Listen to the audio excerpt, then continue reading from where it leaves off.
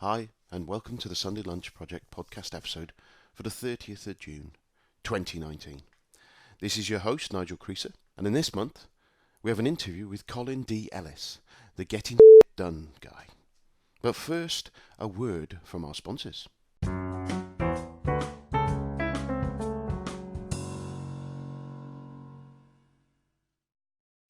This month, we are sponsored by Colin's new book, The Project Book, and it's available from the 1st of July in lots of different bookshops, and I know it's available on Amazon to pre-order a copy for later in the month, or you can get it at Colin's website. The book is, as I say, it's called The Project Book, the complete guide to consistently delivering great projects. And now I'm part way through this, I was fortunate to get a copy. Deliver great projects every time. Projects are the lifeblood of organisations, but many projects fall short of expectations because of poor project management and or poor project sponsorship. The Project Book author Colin D Ellis teaches you the skills and behaviours required to make your projects succeed every time. The best projects, whether they are delivered in an agile or waterfall way, are the result of people that lead them and the environment they create. This fail-safe and comprehensive handbook shows you how to develop the mindset and communication skills to create projects that have a legacy for you, your team, and your organisations. And the book's divided in two different bits: project management and project sponsorship. I'm partway through the book, finding it very engaging. And you'll find out as leadership, knowing yourself, practicing empathy, being yourself, standing for something, determine your values.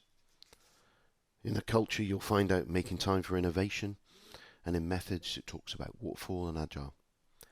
It really is a good quality book that gives you a really rounded, humorous, and unique view of project management.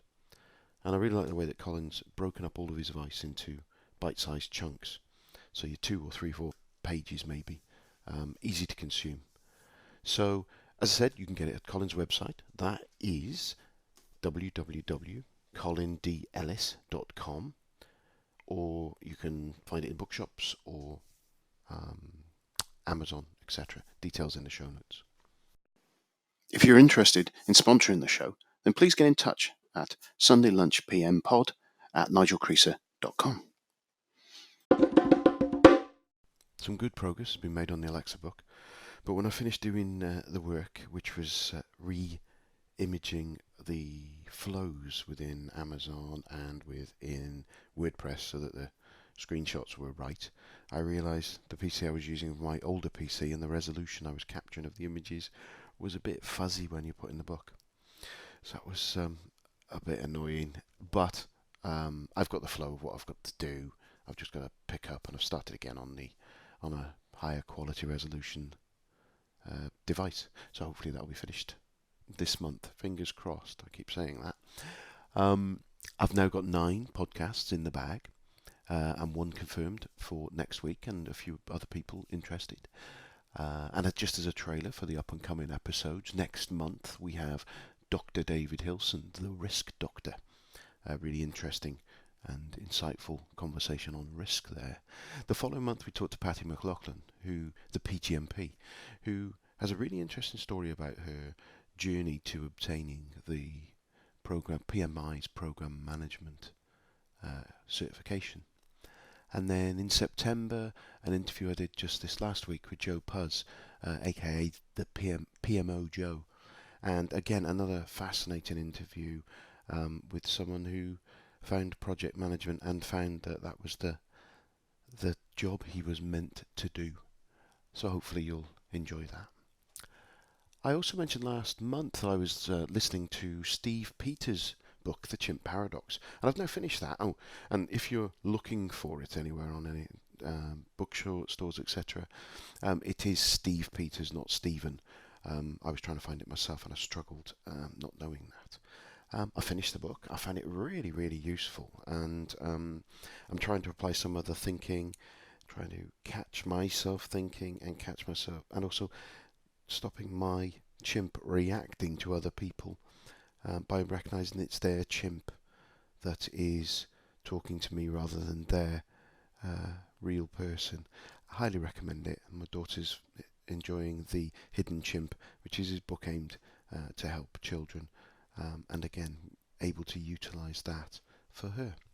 So that's the end of the news, and we'll pretty soon get on to the interview. Right, so today I'd like to welcome to the Sunday Lunch Project podcast Colin D Ellis.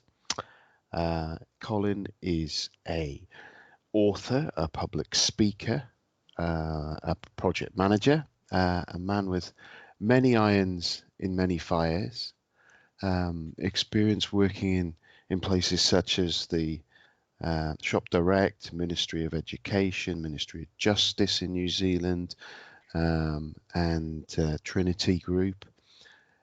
Founder of a number of organizations, including the Getting Shit Done Club. Hopefully that doesn't get me an explicit tag for the podcast. The Whiskey Trip, and is an award-winning speaker and culture change specialist at the moment. So welcome to the podcast, Colin. Cheers, Nigel. Thank you.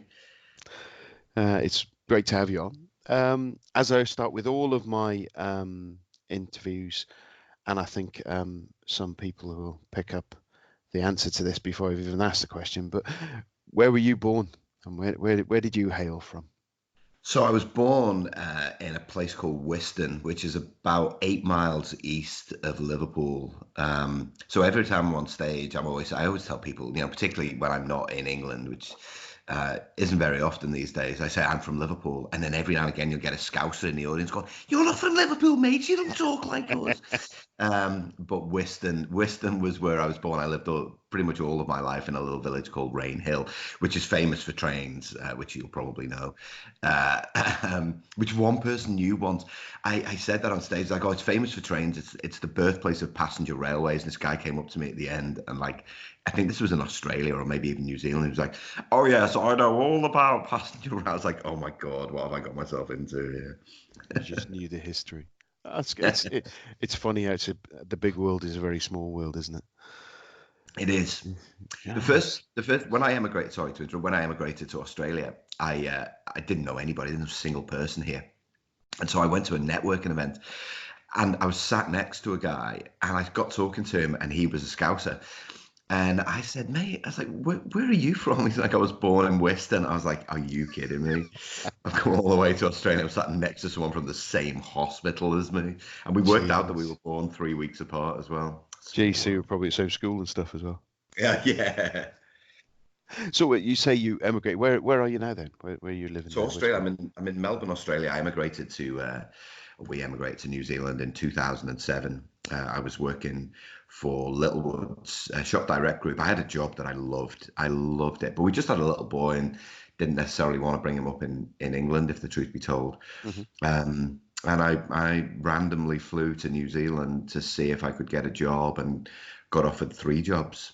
Oh wow!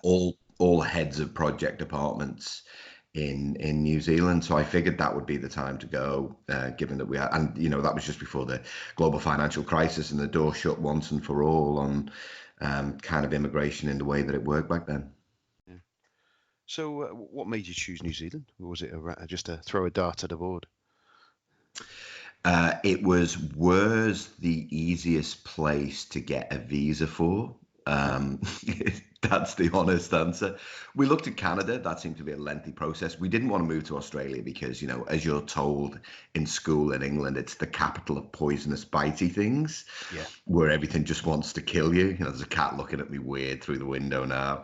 And so New Zealand seemed to be an easier route. But I've got a cousin who lives there, and we'd met at a wake back in Liverpool, and she was talking about how great New Zealand was and how we should come and live in New Zealand. So we looked into it, and it seemed to be, I had the job that I was doing at the time was on the skills shortages list. So IT project management was on the skills short, which seems incredible now. And so it just seems still. Yeah. I have a colleague who's just gone across there literally in the last few weeks, and I think she was saying that there's still a skill shortage in New Zealand now. Well, it's an obvious thing to say, Nigel, but it's only you only feel it when you get there. Like it's so far away. Like Mm. it's I just came back from the US, and it took me 23 hours and 50 minutes journey time to get home Wow. from the mid, not even the center of America, but like the mid north, so kind of inland northwest. And you realize just how far away it is. I mean, it's beautiful, it's safe, it's clean. There was a joke that said, welcome to New Zealand, please turn your clocks back 20 years. Yeah. And it is, it's a lovely, lovely part of the world, but it is a long way away. Yeah, it's about as far as I can get from here, isn't it? Yeah. So you Yeah. you mentioned you had a little one and family. So tell me about your family. Yes, it's two kids. It's my wife and two kids. So I met my wife when I was working for the Mirror Group, good old Trinity Mirror. I think they've changed their name these days. Now they're something a bit more jazzy, a bit more consultancy name now. She was working on the corporate newspaper, and I was head of projects for the Mirror Group. So we're both based in Canary Wharf for a while there. So that's where we met, and yeah, got two kids. And my son was born in England, so he was one when we left. My daughter was born 5 months after we arrived in New Zealand, so that was a culture shock, all right. Yeah. So yeah, they've moved about a bit as well, so we're ready for a bit of stability. So Melbourne's home for the foreseeable future. Plus the fact you get a 5 month summer, so why would I leave it? Yeah, yeah, that's a fair point. Yeah. So you decided to do not many massive life change things pretty much No. all around the same time. Yeah, yeah, yeah. So 2007. So I resigned a job, quit a job, sold a house, bought a house, got married, had a baby, and emigrated all at the Jeez. same time to a place where we didn't know anybody. So yeah, that's we've taken a few risks. I think it's fair to say, Yeah. and I always kept my risk template up to date. I love to see that risk meeting doing that. Having tried to apply some of the just some simple Kanban boards in my house, it's not really worked that well. When you try to bring the tooling back home, it takes a little while for it to sink in, I find. We had some success actually with Kanban boards, and yet one Yeah. morning I woke up and the thing was screwed up on the floor. I'm like, okay, there's the message. Maybe the project manager's becoming a dictator. Yeah, yeah, I know what you mean. So you said you obviously you're born in Whiston. Did you stay and grow up in that area? Yeah, did. Yeah, did very much. I was late to leave home because I had it too good at home, Mhm. Nigel. So I stayed there, pretty much until I was 23, and then even when I moved out, I moved into the same area. It was a nice area of Liverpool. There was no real need. It was easy to get to. It was easy to get into the city to go and watch Everton and go out on the tiles, and it was easy to get it into places like Warrington where we do where we do likewise on the beers. So yeah, it Mr. was a Smith's. really Mr. Smith's. Mr. Smith's right until it burnt down. Yeah, that was my first suit I bought for work. And I remember going to Mr. Smith's in it. My mates still give me grief for the fact that I fell asleep in the toilets one night. It's like still getting grief for that, 30 years later. It's insane. Yeah, I So good heard that. old Mr. Smith's, yeah. Yeah, I had some friends people who I work with who were Warrington way, and I'd heard of the rumours of the history of Mr. Smith's a little bit. Yeah, and it, Yeah, it was the Hitman and Her. There was a TV show called The that's Hitman it. and Her, Yeah, of and they course. used to Yeah, record it there. Yeah. yeah, yeah. I remember that as well. So, so when you were growing up in Whiston and living a lap of luxury with home, what was it you wanted to be? Did you want to be a project manager? Well, yeah. So Rainhill was where I grew up, Nigel, and I That's had right. I no one grows up wanting to be a project manager. I wanted to be an architect. I did technical drawing for a year. No, I grew up wanting to play for Everton. Right, that's the standard Liverpool Right. thing. No one wants to play for Liverpool because no one in Liverpool supports Liverpool. People from Scandinavia support Liverpool and Yeah. Australia. So I wanted to play for Everton, and then I was a decent player actually, but then I quit because I was just playing. I was playing 6 days a week, and then I wanted to be an architect, and I did technical drawing for a year. I was rubbish, like properly terrible at it, and then I had no idea. I literally had no idea. I just knew I didn't want to stay in school. I mean, going to university wasn't the thing back in the late 80s. Wasn't the thing that everybody did. And so, I got, the third time I was suspended from school, I had a bit of a checkered school history. truth be told. Right. My dad helped me write a letter to NatWest Bank asking them, probably pleading with them, can I have a job, please? And I did one interview in Warrington just to check I wasn't a serial killer. Then I had a second interview in St. Helens to check that I'd fit into the culture, but it's St. Helens and it would be easy to fit into that culture. And that was it. And I got a job at 17, just writing a speculative letter. I can't imagine that happening these days. No, it would be. Yeah, it's a different way of getting roles, isn't it? I think Yeah. very much Oh, so. so many people for each role now, of course. Yeah, that's probably you're true because I'm guessing in those sort of roles it would have been similar to me. People weren't traveling when you're pooling on those. Very much a local areas. The people wouldn't be traveling significant distances to get to those kind of roles. Yeah, that's right. Yeah. Yeah, yeah. Definitely not my role, but bank clerk sat on the front counter serving people. No one's traveling for that. Do you know what? I did bank clerk as part of my um, what's it called, work experience. I had Yeah. a week working in the TSB in Oswestry where I grew up, and I really enjoyed the when you take all the money in the back room and you count it on the machines and they do the counting the franking of the checks. I actually quite enjoyed that. Found it quite therapeutic, but I don't think I could have stuck it for very long. Well, I remember I kind of got promoted to the machine room early, kind of when I was nearly 18, I think. And the machines were these huge, long things. They must have been about 10 feet long. And they made the most incredible noise. And I remember the bank manager, Mr. Oakes, his name was.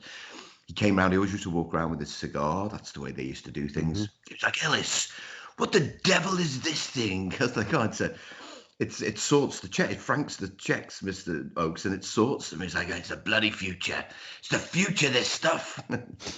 Yeah, he was right. Who knew? Well, the funny thing is, you're saying there it's about 10 foot long. The one I had, I think it was the size of a printer that was there. So you can tell the difference in the size of branch that you were in compared to what I was probably. Yeah. So, you talk about the bank. Obviously, you got into project management and Hmm. you were doing banking. How long was that for? And Well, what I did you? did I did banking for 7 years, and you know what I love, Nigel, and I said school really wasn't my thing. It just wasn't. And then all of a sudden, I was in an industry where I was in front of people every day, and I was part of teams, and that's the first time, except playing football, that's the first time I'd really been exposed to that, where people were giving thought about how to create teams. And I really enjoyed working in the banking. I didn't really enjoy where I was working. I wanted to be in the city. I wanted to work in Liverpool. So, so much to the horror of my parents, I got a job working in sales for the Liverpool Echo, which is the local paper. Now, in those days, you could get a 0% mortgage if you were staff at the bank. My mum and dad were like, why would you leave a bank? It's got a non-contributory pension, 0% mortgage. It's like, I want to work in the city and just go out straight out on the beers after work. That was my rationale at the time. And I, telesales, people always say, did you enjoy the role? And I did, because the team camaraderie was great. But the one thing I learned was how to touch type. So they sent you on a 3-day course in Matthew Street in Liverpool, and I learned how to touch type, which I still do to this day, which is the best thing that I got out of it. But I loved the team. I loved the team that I was part of. I loved the camaraderie. I loved the pressure of trying to hit targets. I wasn't very good, honestly, I wasn't very good, but I loved that pressure. And in '97, they put the call out because NatWest wasn't year 2000 compliant. Not that I was much of a techie, but they put the call out for project managers. And I went and saw this guy there was one project manager in the entire organization. I went to see him, and he seemed like a pretty nice guy, and he said that he enjoyed it. But I still didn't think that I wanted to do it. And then someone approached me and they said, listen, we want to talk to you about this year 2000 thing. And they said, oh, we really think you'd be a good project manager. I was like, okay. I was like, can you just explain to me, what is a project manager? And I still remember this. He said, you get a car, you get a phone, and you'll be away from home on and off for 4 years. I was like, I definitely want to be a project manager. That's how it was sold to me. But he said, I said, why me? And he said, oh, principally because you're good with people and you're good with teams. And he said, that's, it was none of the Prince 2 stuff, none of the can you do a WBS? There was none of that. It was good with people, good with teams. And that was early 1997. And that changed everything. So that was that with the Trinity group that you said? Yeah, it was with it was Trinity PLC to begin with, and then towards the end of that we merged with the Mirror and became Trinity Mirror. But yeah, it was Trinity Group to begin with. So that was regional newspapers. So Huddersfield Examiner, Newcastle Chronicle and Journal, Right. Belfast Telegraph, which I loved working there. Down in Cardiff, Western Mail and Echo, Liverpool Echo, Middlesbrough. What's the one? There was one in Oh, see. So Middlesbrough. the Liverpool Echo was part of that group, was it? Was part of that group. Yeah, I yeah. see. Yeah, so we had to replace systems in all of those areas, and I think there was like 3 project managers to cover all of it. Jeez, busy time then. Yeah, it was. Yeah, and I literally was home Saturday, Sunday, and then gone again, and fly into glamorous places like Middlesbrough and. I used to drive to Middlesbrough. I used to fly to Belfast, but drive to Middlesbrough. That's right. Yeah, I've done Newcastle a few times from me down here in Shropshire, and I quite enjoy that drive up the A1M road because it's always sunny when I drive up there for some reason. But yeah, maybe that's just Yeah, me lucking out. so I used to go M6 and then A66, and the You A66 got was across. always covered in snow in the winter, so you couldn't go that way, and you had to find a different route. So Yeah. happy days. Right. So that kind of takes us on to sort of like how and why PMing. So it was that um, when you moved into that PMing role, what were you thinking there as they said, well, we think you can do PM? Because always from what you were saying there, the person asking you to do that obviously understood what a PM really was about. It wasn't someone who was just going, we need a PM, they need a Gantt chart tool. Yeah. Because like you say, the teams and the people relationship side of it being the primary driver. What did you do to prep yourself for that? That's a really good question, Nigel. I reflected on it recently when I spoke at a conference. When somebody asked me a question, they asked me something like, "Did you know how to plan when you started?" And it was a great question because I hadn't really thought of it. And I said, "Well, no, I didn't. I literally didn't know a thing." And so, what was I thinking? Well, I was thinking, firstly, it sounded a bit glamorous because I was doing a lot of travel, but it sounded like a skill set that I really wanted to develop. The other things that I was doing, there were skills, but there was nothing really that I felt really passionately about.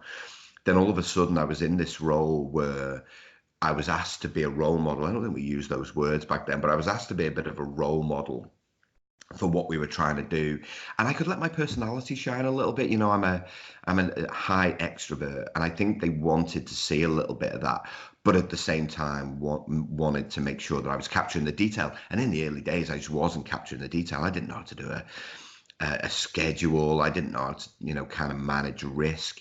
And so I had a really good boss, and he laid things on the line to me a couple of times. I remember once he said, "Where's your plan?" And I tapped my head. I'm like, "It's all up here, Rob." And he was like, "Wait, what?" He's like, "You need to get it out of there and onto a piece of paper." And so he was fabulous. He was instrumental in really helping me. And I think, I was 27 then, 27 or 28. And it really put the emphasis on me doing the things that I was uncomfortable doing within my personality. A lot of what I talk about, especially to project managers these days, is we very much focus on our own personality, our own communication style. Where to be successful it's doing all of the stuff that your personality doesn't want to do. I remember bounding. I had a team of developers and infrastructure engineers and worked with a bunch of people. I remember bounding in the all extroversion, literally kind of the room just clammed up and no one wanted a bar of it. And so, I knew very early on that I had a challenge. I had to work really, really hard to learn techniques. And we did Prince 2. We were like real early adopters. We did it, I think it was in 98. And I failed the foundation exam. I must be the only person in history to fail the foundation exam. They make it that easy because I tried to apply it practically, which sounds like a terrible thing to say, But when I answered the questions, I'm like, oh, right, in real life, what would I do? And I very, quickly found out, well, the theory doesn't always match the reality of the situations that you find yourself in. So that's a long answer to a short question. But, what was I thinking? I was thinking there's a real opportunity for me to stretch myself and develop a career into something that, because I love the variety, is something that I can see myself doing long term. Yeah, because I think that just as you said, the PM, the variety point there, and I know that's been an attraction for me for project management, is that um, whilst you, the variety of what you're trying to do is quite often good, the variety of people is often good, but sometimes the repetitive nature of some of it can be the downside of it, isn't it? Is that what's going to happen with the project, and that on the face of it looking in, it looks like you're going to get lots of variety, but it's a lot of variety of the same thing, if you know what I mean. It is, Nigel. That's a really good point. But it's it's really what you create it. I Yeah. often poke fun at the project managers who say, I don't like the administration side of it. Mm. I don't like writing reports. I don't like updating my schedule. I'm like, look, every job's got its bits of it that are more mundane than the rest. And if you don't like writing reports, go and be a BA. I still don't know what those guys do. Um, go and be a BA. But you've got to accept that with every job, there's a little bit of it that you won't prefer doing, but you've still got to do that really, really well because it's part of what we do. If you don't like maintaining a schedule, don't be a project manager. And one of the things that I did later on in my career, and I developed a bit of a name for myself for doing this, is what I used to meet with lots of my peers, particularly in New Zealand, and they would be like, "Oh, how do you get people to get their reports in on time?" I'm like, "Well, if they don't get the report in on time, then they get performance managed. How do you do it?" He's like, "What do you mean performance managed?" I'm like, "Well, it's their job to get their. If they can't get a report in on time, what chance do you think they've got of getting a project in on time?" And it's kind of those little things, those little disciplines that I definitely developed early on, and kind of I guess reassured myself that was the trade-off for all of the other variety stuff, with the traveling, with the different people, with the different issues, and I loved planning. I loved planning so much. I loved trying to get as much certainty as possible because I knew that as soon as you get into delivery, it's easy for me. And yet that's a skill that we seem to be losing within the profession these days, and I poke fun at sponsors all the time because I think they're to blame, these Nike project sponsors, just do it, just do it, just do it. Yeah. And you never get time to plan anymore. And the way that they're trying to circumvent that now is by going agile. That's a whole other thing. Yeah, that's yeah, I know what you're saying. It's that kind of thing of great, we don't have to be sure on what we want. And Yeah, actually, no, you do need to be sure on what you want. It's just a different way of getting to that being sure on what you yeah, want. that's right. And I think some people see agile as we can change our minds. And Yeah, having permission to change yeah, your mind. yeah, Yeah. having recently been on a product owner course from the Scrum stuff, and kind of it's dropped into my mind how that product owner role within an organization being given the right level of authority and the right level of power to own that product is fundamental to making an agile project work, because without that you might as well just randomly pick what you're doing. Well, that's right. And, it's only suitable for certain things. And Yeah. we've still got organizations who are like, all right, everything's agile now. It's like, it's going to fail. You're going to fail. Mm. Um, Yeah, you but, don't use a the right, hammer to screw something in or paint a wall, do you? yeah, So that's right. make But we've sure got you're into using the right tool. we've got this cycle. We're in this cycle of waterfall bad, agile good. And Mm, like some of mm. the best projects I've ever been involved in were waterfall projects. The difference was we had competent people who knew how to do it in the right way. Yeah, yeah, I know what you mean. I know what you mean. So, talking of your projects, and so you mentioned your year 2000 projects that your first projects you jumped into. Tell us a bit about that. Yeah, so I was doing pretty much three projects at once, and that really I really enjoyed that. Not only that, I used that model as I headed up my own project departments moving forward. So I was managing one in initiation, one in delivery, one in closure. And so, I would spend a week, one day. The implementation, I was 3 days on one site. I remember my favorite one was Huddersfield. So I was working at the Huddersfield Examiner. They didn't have an office for me. I was working for regionals. So there's a bit of a kind of sideways look at these people coming in from regionals, especially me with my suit on. And so they didn't have it anywhere for me. So they hired a porter cabin and put it in the car park. So I was in a porter cabin. Me and Sue Ibbotson, if you're listening, Sue, me and Sue Ibbotson were in a porter cabin in a car park, and it was such great fun. I used to have a squirrel that used to come and visit, and I used to feed it. It's no wonder I went nuts. And so Very good. and so, we had so many different stories, but it was a great lesson for me because the stakeholders were quite different. I remember the sponsor in Teesside in Middlesbrough was quite a hard ass. He was a tough guy to get along with, but I found a way to do it. I worked really hard at that. Much easier in Belfast. Lovely people in Belfast, welcoming, accommodating, would do anything. And so what we had to do very quickly, Nigel, was establish a team and then also communicate really, really well. Because what we were implementing, of course, for those people that remember Y2K, is we weren't implementing just a fix. We were implementing a whole new way of doing things. And I see people now doing new ways of working. I'm like, well, you don't need new ways of working. What you need to do is work with the teams to get new ways of behaving. Because when you get new ways of behaving, you naturally get new ways of working. Yeah. And so that's what we had to do. Were we always successful? We got a lot of pushback, especially newspapers. We were replacing page makeup systems, advertising systems, like very traditional old-fashioned business. So we faced a lot of challenges, but we just kept communicating in different ways. We had to be really good at things like planning, risk management, issue management. And it was tough. It was, when I think back now, I had to hit the ground running, and it's cliche, I know, I had to hit the ground running. I had to learn the entire profession probably in about 4 weeks, and then just learn on the job. There was no hiding place. If you got something wrong, you had to hold your hands up straight away. There was an element of vulnerability in order to create connections with people. Empathy was high because we knew that what we were doing was effectively going to change the livelihoods of some people. But most of all, it was about courage and discipline. And really, as a team, finding ways to do things that we would say, and we'd say they're innovative these days. They weren't back then. It was just about literally, what can we do now to fix this problem? And we would be there till midnight. And no one ever said, we want overtime, we want more pay. No one ever did that because we were so invested in the team and in being successful.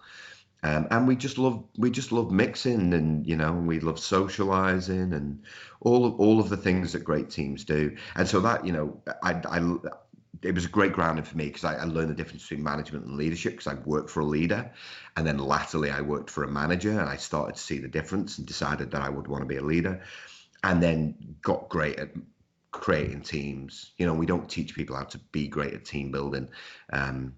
So I learned how to do that really well too. Brilliant.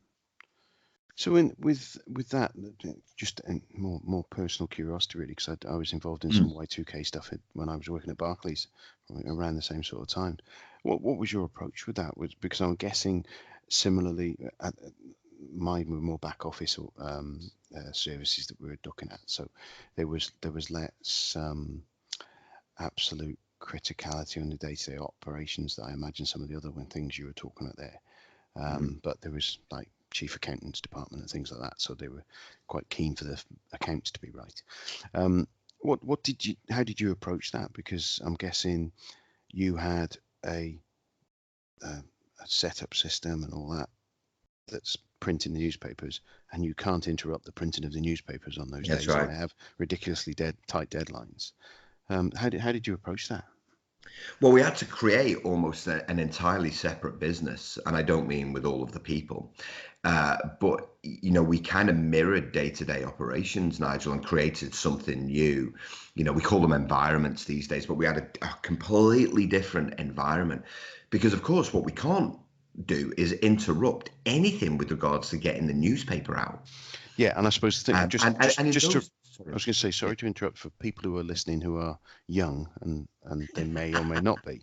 The problem is that the Y2000 year 2000 thing was that most dates were stored as 99s and then would reset to 01 and wouldn't recognize the fact that it goes to 2000 or 2001. Sorry, moved to 2000, not to 2001. And that was the problem, was making sure that all the services still operated on the day that we ticked over. That's the, just contextualize for if I've got some young listeners, which I doubt. But And what I love about that, and I tell this joke all the time on stage, is that people always say, "Oh yeah, it was a red herring, nothing happened." Yeah, because of people like us. there That was a it just lot of felt like work that put to in you place to people. stop. It was Yeah. us. We saved the world. What? You're all welcome. Mm. Um, we I'm not did. going to claim that much because I'm not sure I saved much. Like it was a bank It works accounting well on system. stage. Yeah, yeah, yeah. So yeah, we had to create a Sorry. completely separate environment, and in those days as well, Nigel, we were getting 4 editions out of the newspaper. It wasn't just one. Oh wow. It was 4 editions, and most of them were printed on site. So we had to create a separate environment, and then it was big bang. And so Right. we would switch everything off. Some different days for different sites. We'd switch everything off on a Friday night, and we would redo everything on Saturday. It was so stressful. Kind of making sure that everything came back up and everybody's PCs were working. Not only that, and yet, the thing that I remember most of all, that was our biggest challenge, was getting the advertising systems to balance. Right. That was the hardest thing of all, to get it to balance exactly to the penny, because that's what the accountants, definitely wanted. Yeah. So we created a separate environment, and it was full on big bang. And we switched everything off on a Friday, and we switched the new stuff on early hours of Saturday morning. Some sleepless nights leading up to that, I Oh yeah, guess. definitely. Well, Sunday morning it was. It was Sunday morning. That's right. Yeah. So with that project, that being your first one, Yeah. moving on now, looking at your stalking you on LinkedIn, as I do with all of my interviewees, there's a vast array of different projects and roles that you've been doing. Um, Thinking about the projects you've done, what was what would you say was the largest project? And when I say largest, I don't mean what was the biggest value, what was the biggest number of resources. It's what felt the biggest to you, and that might have been impact on the end customer, or impact on the business you're in, or whatever, or impact on the people involved. Whatever felt like the most significant project to you, and in that project, what did you learn?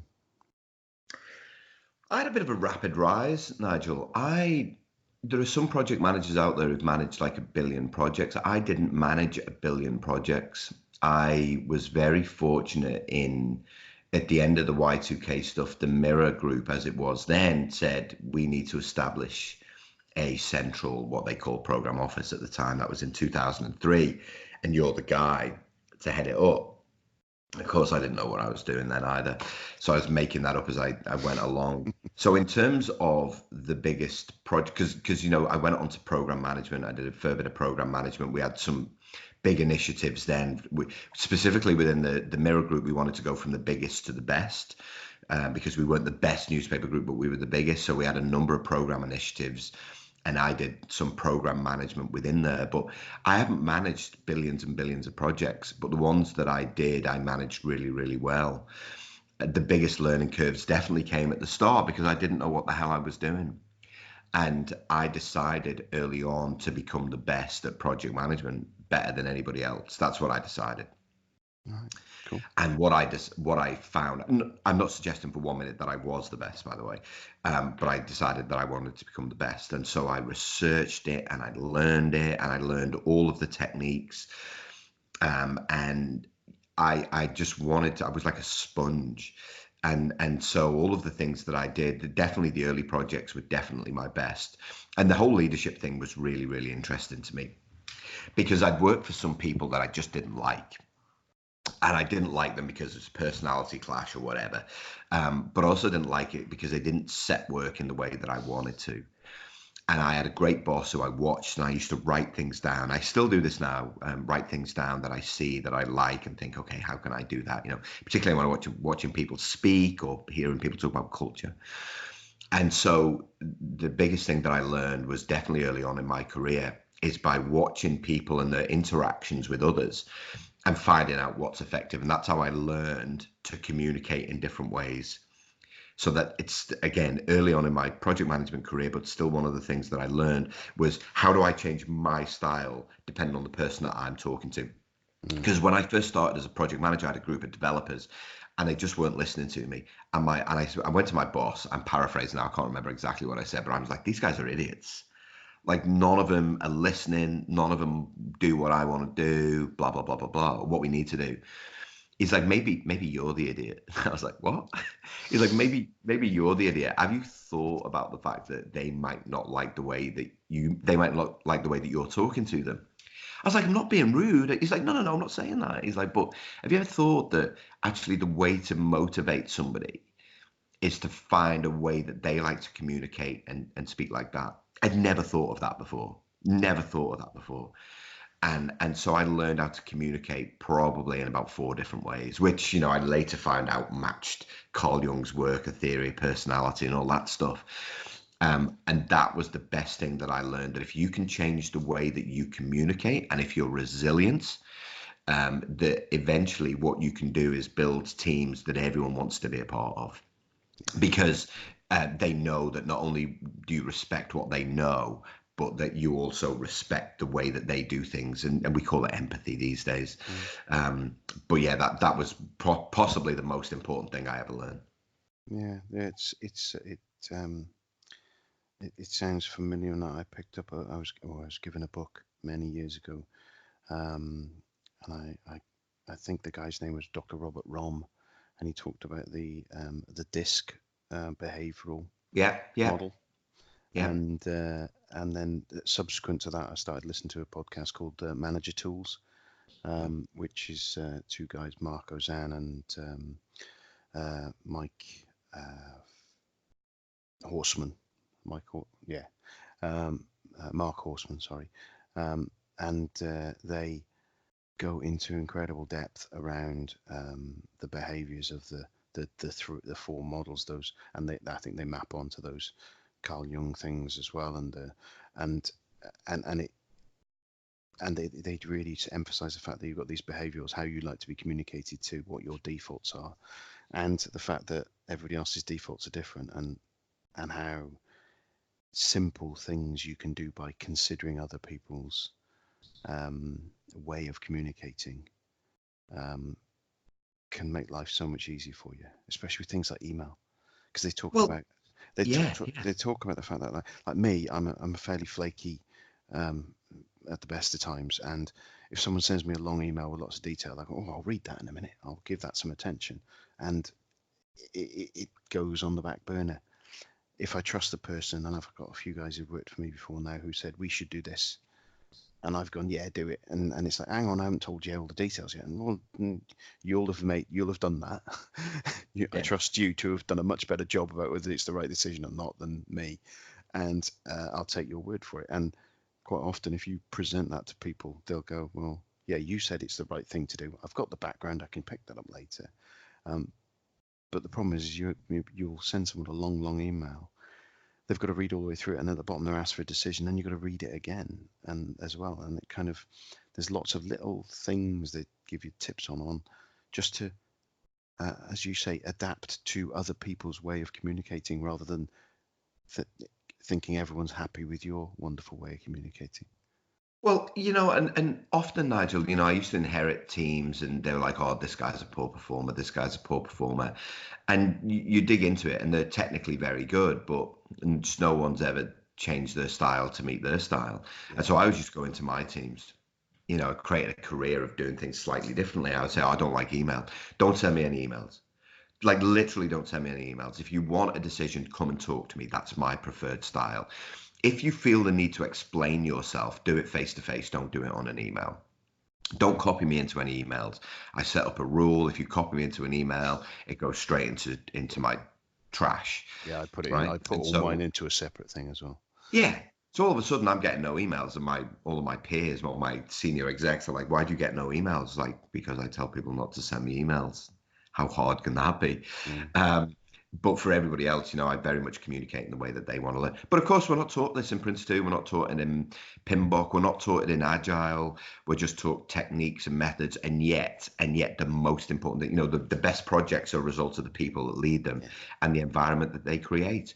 But that whole concept of what does it mean to be a leader and how do you create great teams somehow is secondary to all of the technical stuff. And yet that's the stuff that gets the project delivered. And it still baffles me to this day. I'm still on this, I've been doing it, for about 4 years now. And I still come across these people like, oh, well, surely if I get my PMP qualification, I'm a project manager. I'm like, dude, that gets you a foot in the door. It gets you a foot in the door in project management. Now go and apply that, and you'll find out the real world is very, very different. They don't want to follow an 8-step scoping process. That's not how it works in the real life. But you've got to have the badges. You've got to do all of the things, right? You've got to have the badges. Yeah. That's your professional development, but that's not the reality of project management. Yeah, and I think it's that concept of, and I can't remember who I talked to about this. It's like learning a musical instrument. If you're going to learn to play guitar, you need to learn how to play classical guitar and learn to play it perfectly well. So that it's a friend of mine who's a guitar. So you need to be able to learn to play it well. So then you can start to learn to play it off the rules, if you Yeah, like. yeah. You know the rules, so you know what. Okay, I understand the rules. I understand why I'm doing the rules. Right. Okay. So that one I ain't going to bother with on this project because I don't need to. And you adapt those tools you need, and you make the right level of governance. And again, it's. I'm sure was reading in Peter's book the other day, Pete Taylor's, is that he talks about the fact that your communication is the lion's share of a project manager's job is Yeah. about the communication, and most of the tools that we look at in the project manager's kit bag are about different, like Microsoft Project isn't a planning tool, it's a communication tool. Do you know what I mean? That's what it's for, is to be a Gantt chart is a way of representing the timeline on a plan and the schedule on a plan. So that inherently in it is a communication tool. It's not a planning tool. Well, I slightly disagree. It's a way of capturing information so that as a project manager you can answer the questions. I used to hate it when project managers used to send Gantt charts around though. I'm Yeah, like, but it's a that's your tool. tool, Yeah, right? Yeah, you yeah. That's your you tool. You yeah use it. yeah. You Yeah. can't paint a wall by sending someone a paintbrush. No, Yeah, exactly. do you know what I mean? But Yeah, that's you right. can use that. You can use a Gantt chart. You'll send it right. There's a Gantt chart. I can talk you through it, but it's a tool you can use as part of an illustration, isn't it? Yeah, absolutely. Yeah. Yeah. Yeah. So kind of moving on from the largest then and what you learned on that. Mhm. More of a juicy question here. What is the biggest screw up that you've had in your project management career, and what did you learn from that? Well, our lives are defined by screw ups, I think, Nigel. Yeah. The biggest one ever, though, when my first program office, so this is 2003, 4, is I decided, you're gonna love this one. I still got it somewhere as well. I decided that what we needed, because my boss at the time said what we need is rigor across the portfolio. So I was heading up, I guess, the program office for the entire organization, right? Particularly in IT. We need a consistent way of managing IT projects. And what I did was I conveniently threw out the things that had made us successful in Y2K, all of the communication, all the team building stuff. Yeah, I threw all of that out the window. I thought, well, the way to get consistency is to apply a method, because that's the right thing to do. And so we arranged for everyone to have Prince 2 training, 3-day Prince 2 training. I rewrote the 450-page Prince 2 manual into 60 pages or 58 pages, something like that. and I've still got it somewhere. And I decided that that's what I would do, is send that out to everybody. And actually, if everyone could just follow this process, it would be successful. And of course, it failed massively, and no one did it, and no one got anything in on time. And I blamed everybody but myself. Because I'd forgotten about all of the things that actually make projects successful. Slavishly following a method just isn't the thing. I didn't make it about capability improvement. I didn't visit the sites and talk about the challenges that they faced. I didn't upskill people in how to communicate in different ways. I didn't give them any instruction on how to create great teams. And so I was given the chance to correct it, which I was hugely grateful for at the time. So we started to do some of those things. I had a really couple of people who worked with me, and they were awesome. And we really changed the way that we did things. But yeah, that was the biggest screw up, to think that that would work. And yet it was such a great thing to learn back in 2003, 4, whenever it was, because it really set the tone for the way that I did things then moving forward in my career, particularly in project management. Is when everybody else was doing that, I already knew it didn't work. Yeah. I already knew that that approach didn't work. I already knew that telling project managers that if you follow the system, you'll be successful just was never going to be the right thing. So that was the biggest screw up. There have been lots of minor screw ups along the way, particularly around communication, not getting communication right. But they were speed bumps, and what I would do is write down what I learned in order that I could change, and then worked hard at the change. Really, yeah. Cool. So let's move back into a bit more positive. Yeah, please. So it's killing me. yeah, I need a from your therapy session after this. yeah, I there's a few positives after this. You'll have forgotten about that conversation now, by through your career, there's going to be some deliveries that you're going to have been involved with, and you'd have taken a lot of pride from that success and those deliveries. And what would you highlight as being your proudest project program delivery? Well, for me, it was the proudest times of when I've headed up the big teams, and faced a significant challenges in that time. We had my first job in New Zealand. We weren't delivering to the I guess the regulator in the way that they would like. And so the pressure was on for us to change, otherwise we'd lose money. And obviously the knock-on effect of that would be people's jobs. And we turned that around. I was head of projects for the Ministry of Justice when we had the Christchurch earthquake in New Zealand. Oh wow! And the response of the team was absolutely fantastic. So because that was a bit of a challenge, we had to literally stop doing lots of things. Yeah. And start doing lots of other things.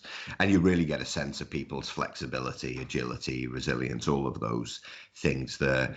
But, fortunate to work with lots of great people who just knew how to get the job done. Really, Nigel. I never, I tell project managers this, project managers, it's tough, but you take all of the blame and none of the credit.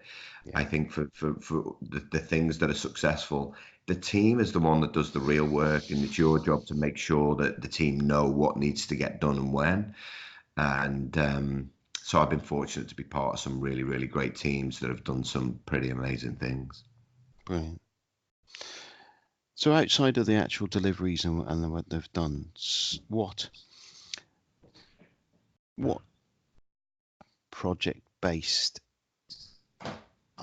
achievement that you've had would you rate as being your proudest? And not necessarily about the delivery.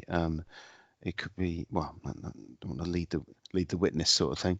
But what's given you personally the most? You've sat there and thought, yeah, I'm proud of myself there, or I'm proud of that situation. Gosh, I'm not great at self-reflecting and finding positives. Not that I'm a negative person, but I don't really look at myself in that way, Nigel. I think, I'm 50 this year, and kind of Welcome when I to the club. back, yeah, cheers, thanks. When I look back 23 years ago at what I've learned, I'm proud that I'm still relevant. I'm proud that I can talk a language that people understand. I'm proud that I can stand in front of groups of people regardless of their generation, and there's something in that message for everyone. I'm proud that I didn't stagnate, that I see lots of project managers do, that they didn't stay wedded to that one thing that they knew. I'm proud that I challenged myself and moved to different roles in different organizations that had different challenges, and, never stopped learning, never stopped meeting people. And I'm proud that at kind of 46, I'm with two kids and not a lot of money in the bank, that I decided to follow a bit of a passion and kind of take everything that I've learned and put that back in books, on stage, in facilitated programs to help organizations change the way that they get things done. So I guess there's been a series of moments over that time. I couldn't pick one thing out, but ultimately to still be relevant in 2019, having come from where I came from, is possibly the proudest thing. And it takes a lot of work, it takes a lot of effort, but I wouldn't change it for the world. Brilliant. That kind of leads nicely on to my next question, really, is around how you, what made you start with with writing and with speaking and taking that step. What was the catalyst in that, really? I was working in change management for the Ministry of Education in New Zealand. I had quite a big piece of work to do, but I was part of a small change team, and the girl that I was working next to, she was a blogger, and I'd never really thought about blogging. So this is in 2013, and she said, "You should write," because I talk. You should write a blog. Like, why would I write a blog? Who's going to listen to me? Anyway, so she was the catalyst for me thinking about blogging. And then when we emigrated to Australia that year, and so I had a head of projects role for another government department. And, I had a little bit of time on my hands. My job was to change the culture, which I love doing. That's my bag. That's the thing. Everyone's got one thing. That's mine. And so I started writing about some of the things. And of course, like 0 people read them to begin with. There was like no people read them. But it was just that I had a viewpoint, Nigel, that I wanted to get off my chest. And I thought, well, if I could write it, maybe somebody would read it and it might change the way that they thought. The real catalyst, though, was I went to a project management conference in Adelaide in 2014. It was rubbish. And I was gutted to have spent the money on it and to be completely underwhelmed. And I was massively underwhelmed over 3 days. I'm like, no one here is talking about the realities that we face. No one here is talking about the actual human skills that we need to be successful. Nobody. And no one here is making it entertaining and interesting to listen to. It was a bunch of pale, male, stale guys just droning on about method, and the way to deliver benefits is, and like we all know, right, the way to deliver benefits is for the sponsor to give a damn. And so I'm writing down all these things, Nigel, and I'm not a moaner. I'm not like, I could do better, I'm going to moan. I'm like, screw it, I'm going to do it. I'm going to do it. I'm going to become a public speaker. I'd done maybe 2 speeches before then, maybe 2 or 3 speeches, mainly because I was a practitioner at organizations and the people inviting me to speak hoped that I would bring an army of people with me. That's a cynic's view. And that was in 2014. And so I quit my job. We had no money. I saved up enough money for 3 months rent. We didn't have a house or anything like that, but so I saved up enough money for 3 months rent and decided that I would write a project management like training course, and I would try and sell it to local businesses here in Melbourne. But we'd only been here 9 months, so nobody knew me. Like nobody knew me. No one had a clue I was. I didn't have any positioning. I wasn't really writing then much. I'd done a few blogs. And so it failed. So I had to get a contract job. So I got a contract job as a PMO manager for a telecommunications company, started to capture all of the stuff that I knew to be true, and then tried again in 2015. That was at the end of my contract. And then I saved up 4 months rent this time. And my wife at this time was like, what are you doing? Why, we got 2 young kids. What the hell is going on? I'm like, I think I got something. I think I got something. She was like, yeah, no, I don't think you do, because no one wants it. And And then it couldn't, no traction. No one wanted anything. And I went for an interview at a consultant's office. Now, this is how I remember it. It might not have gone exactly like, but this is definitely how I remember it. Is when I was in this consultant's office to have a conversation about a project manager role.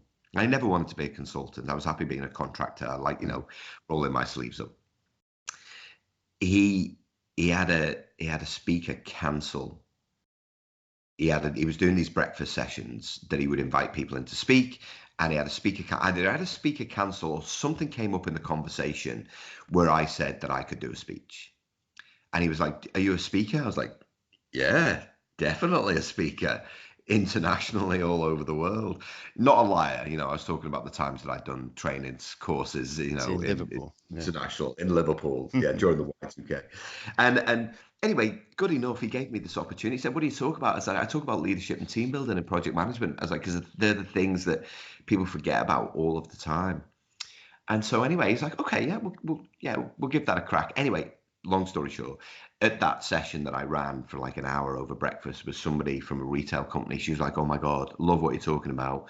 We've got this challenging transformation program. The thing that's missing is leadership and team building. We can do all the other stuff. Will you come and work with us?" And I was like, "Yes." And she said, "But I'm thinking what we need is something every month."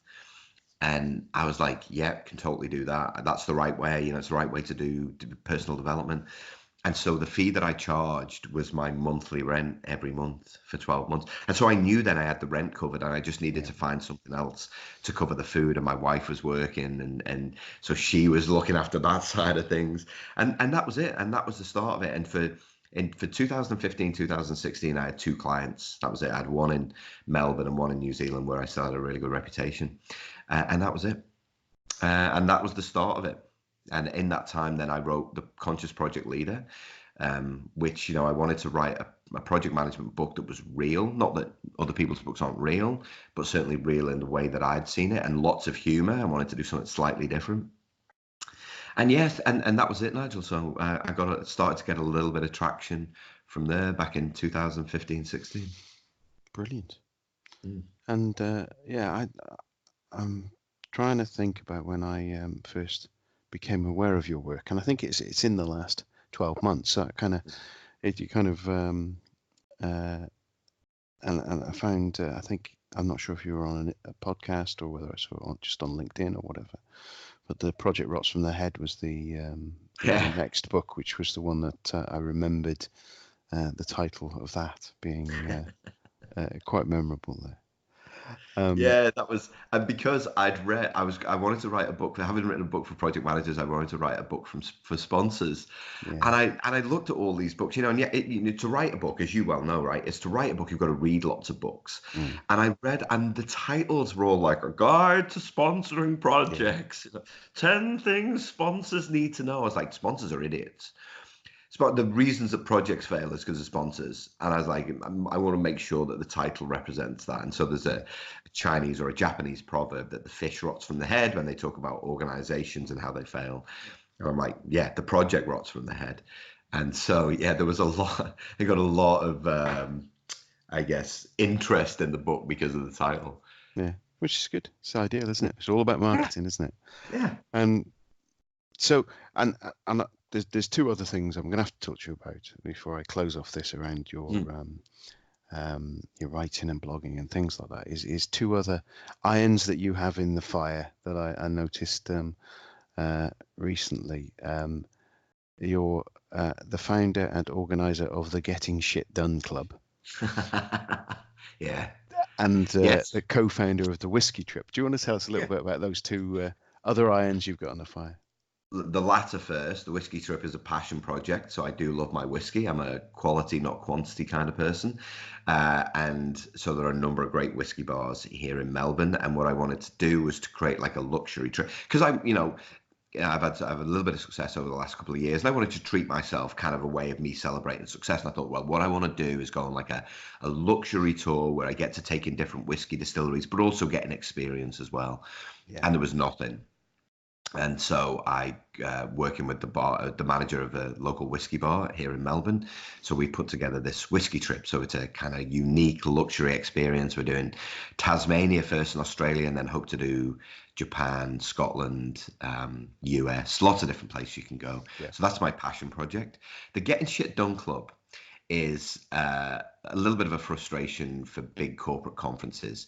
And again, having gone to conferences for 20 years, Nigel, is what they would do is spend all their money on a keynote speaker, and then everybody else was practitioners. Not that that's bad or wrong, because you need that, but sometimes it just needs something a little bit different, and people just want to be motivated, want to be inspired. I've met loads of great public speakers over the last 3 years, and so I thought, well, rather than take people out of the office for 3 days and make them spend $1,500 a ticket, or £1,000 a ticket, let's just create a simple half-day thing, low cost. Um, it's all about getting shit done. And, the speakers don't take a fee, and we give all of the money after we've covered our costs to charity. And people can make the time for it. It's half a day. So, you'd be quite prepared to take half a day off work and spend $75 to come and listen to 5 great speakers, or 4 and me, great speakers, speak about something. So we cover all of the topics from HR to leadership to project management, to vitality and staying fit, to, we're working with Atlassian. We've got a speaker from Atlassian in Sydney, Atlassian, big software company, about how they get shit done. And so this was the plan, really, just to create something different in the conference world for people who perhaps can't afford $1,500 a ticket or 3 days out of work. And they've been pretty popular so far. So we're going to keep them going. Yeah. So I see it. We're looking now. We're in, you've got a few coming up over the next few months.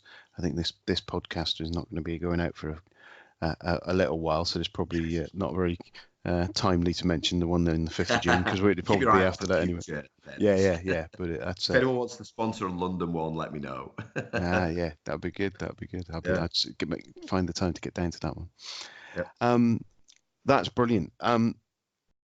I've got some quick fire questions now for the end of this, which is, what was the last project podcast you listened to?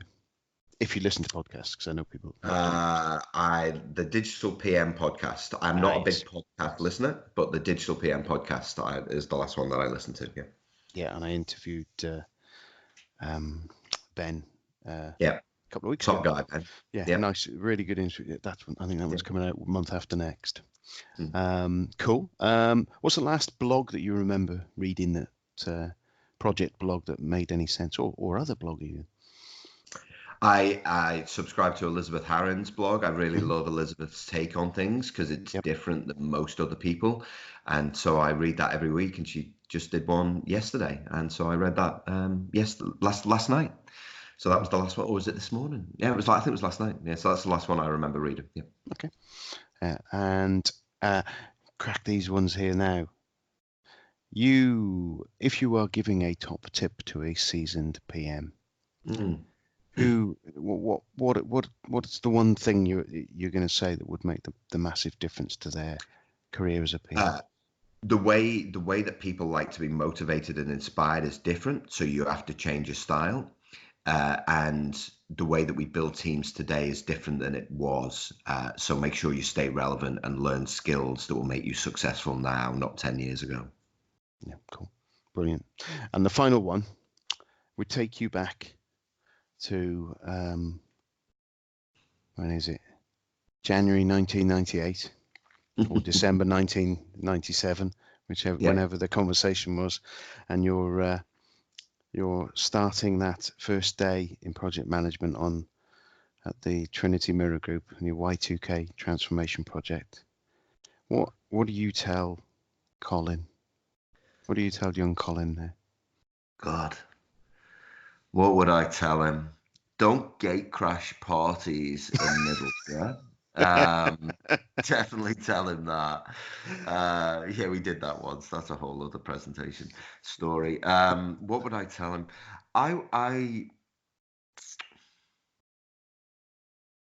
You know what? Given where I am, I wouldn't change where I am right now, Nigel.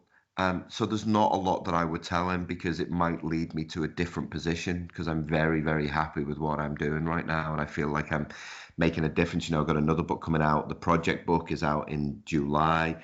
And so maybe I would tell the young Colin to maybe start writing down some of the things that work, to share them with other people, and then to relentlessly get better at the things that, I don't enjoy. Maybe that's what I would tell him, but I feel like I've done that. Brilliant. Yeah. Well, that is everything I was going to ask you.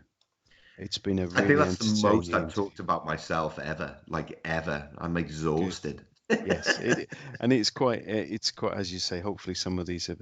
I haven't managed to get anyone to cry on the call yet, so that's my goal. I'm To crying on do the it, inside. Don't worry. yeah, I'm do it, starving here. yeah, Breakfast time. yeah, oh, yeah, of course, yeah. And I do appreciate the amount of time you've given me today. It's been My a pleasure. really interesting and entertaining interview. If people want to get in touch with you, want to look at your work, I'll include some links into the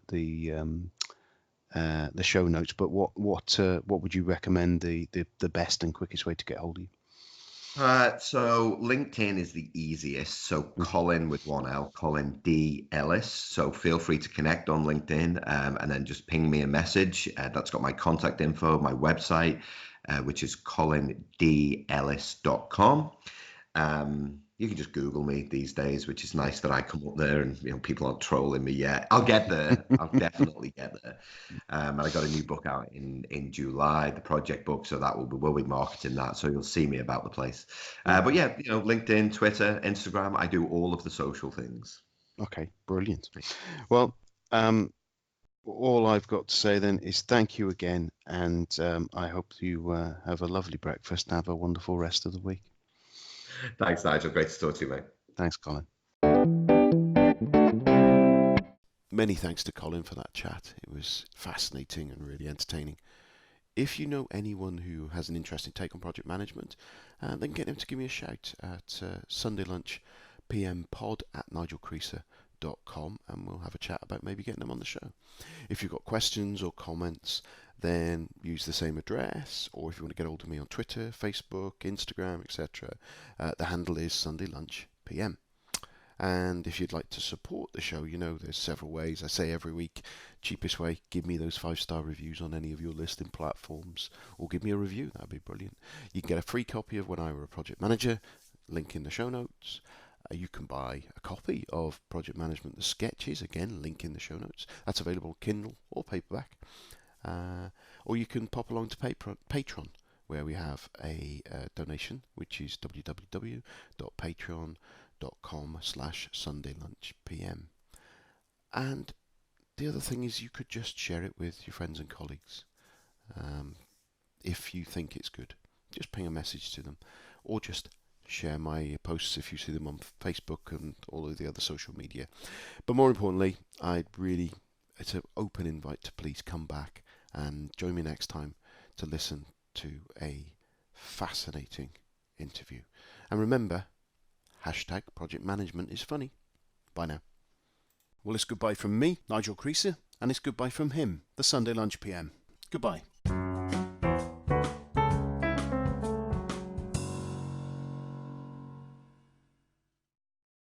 The podcast you just heard was made using Anchor. Ever thought about making your own podcast? Anchor makes it really easy for anyone to get started. It's a one-stop shop for recording, hosting, and distributing podcasts. Best of all, it's 100% free. Sign up now at anchor.fm/new. That's anchor.fm/new to get started.